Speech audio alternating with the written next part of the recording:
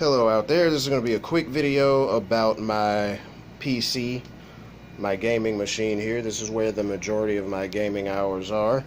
It's a pretty nice machine. It's 3 years old now. I built it back in 2013 with AMD parts. Well, mainly an AMD CPU against the average gamer and the average PC person out there who said that Intel would have been the best choice, blah blah blah. Which, I mean, of course, it's all a matter of opinion.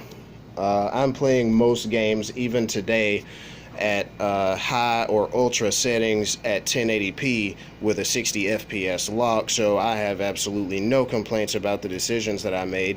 Yes, I did actually overclock this processor. It's running at 4.7 gigahertz. This is the FX 8350, which is, it's a pretty old processor now, but it's a pretty nice processor nonetheless. It's a no, not hexa-core, it's an octa-core processor, and the stock speed is, I believe, 4.0, 4 gigahertz. So overall, pretty decent. It's the reason why I went with an 8-core processor is because I knew that in the near future most games were going to support processors that had more than 4 cores. And voila, now fast forward to today, when the recent big first-person shooter that came out, Doom, actually supports 8-core processors, and it ran phenomenally on this machine.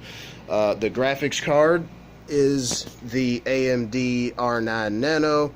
And the reason I went with the Nano is because I knew it was going to be a tremendous draw on the motherboard to go with the standard Fury series, which, it's getting power from the 850 watt power supply in here. It's a Corsair and it is certified, but at the same time I wanted to keep the draw and the stress levels to a minimum as best I could and really just kind of focus more on CPU than anything else. The graphics card is a standard clocked. I didn't overclock it or anything like that, and it actually has up to 90% of the performance power of a standard Fury series. So I really can't complain when you consider the smaller power grab that this thing has compared to the bigger ones, obviously. So that's a plus. It is a water-cooled PC. I had to go with a water cooler for the CPU anyway, because when you get into overclocking the CPU, you obviously have to deal with more heat. You obviously have to get that heat out of the machine. No better way to do it than a nice power cooler. This is a water cooler from Corsair as well. It's a pretty nice one.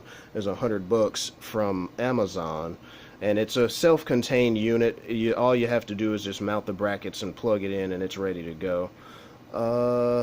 What else? It runs on 16 gigabytes of memory. That's Corsair Vengeance series. It's DDR3, which is kind of nice. The OS runs from the 128 gigabyte solid state drive, and my games and main apps and things like that is all stored on a 1 terabyte hard drive inside the machine as well.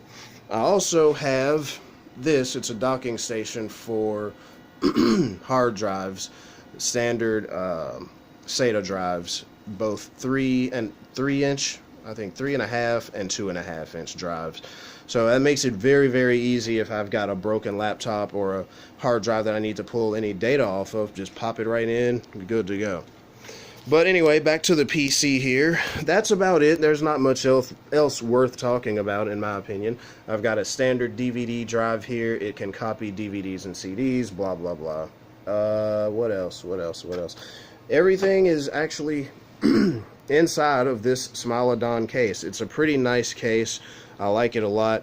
It had fans right here and another fan right here for the graphics card. The funny thing is I actually had to remove those because when I upgraded to the water cooler, it actually blocked this fan and it wouldn't even fit in there, so I had to take that out. Something you always want to keep in mind when you're building a PC is, will you have the space for the hardware that you want to use? I never really gave it a lot of thought, not back in the day, because most cases would fit them.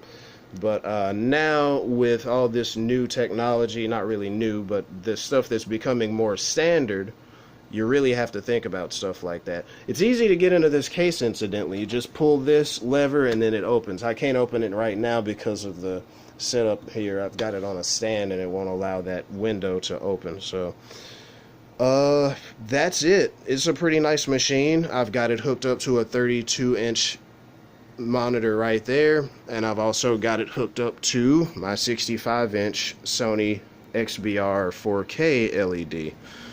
I'll go over the rest of the game room setup later, probably in another video. I really just wanted to cover the PC itself. Also, a message out there for people who claim, oh, if you play on PC, you're going to be sitting at a desk. Not so. I've got my wireless keyboard there. Makes it easy to do things on the TV from the comfort of my couch. And I've got my Xbox One controller hooked directly into the PC as well. So not only do I get the comfort of a nice couch on a huge TV here, I also get the privilege of using a standard controller and looking at the much better visuals and better and more stable frame rates of the PC platform. So in any case, if you got any questions about PC related stuff, just let me know in the comments there. I can help you out with that. I'll probably do more PC/tech videos in the future as well, and I'll probably do another video covering